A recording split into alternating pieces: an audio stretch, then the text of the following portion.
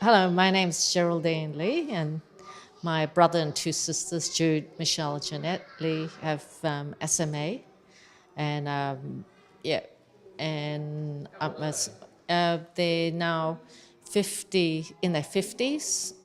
My brother's a lawyer in Darwin, and my sister is a lawyer in Melbourne here, and she's also doing a PhD in NDIS. And my other sister is a social worker with people with disabilities, and she also led a protest march so that the government will look after the transport for people with disabilities. So she's done protests, and they're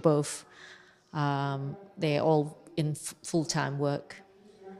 For my parents, they kind of expected me to support them when we're growing up, and and I suppose because of their disability and me being well, it was hard for my parents to juggle three disabled children and myself. So sometimes my parents saw me as the stronger one, so to be conscious of looking after them.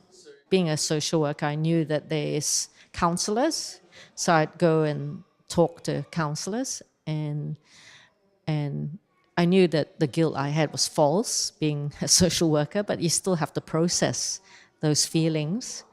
Why me to be well? And also having a spiritual, for me, it's faith in God, that support and support in the community, and support in friends, and self-care, and yeah, and just being honest with my siblings to say, how could I support, rather than, sometimes you can go in and go there and say, I know you need this, and that's not respectful to them. So I've learned about better communication. I'm also a nurse, so sometimes as a nurse, I've seen patients who are disabled impatient with people if they don't get it. So I suppose I don't mean to be judging people with disability, but to be patient. A person with disability doesn't realize that the people who care don't always know what you need and always can't guess it.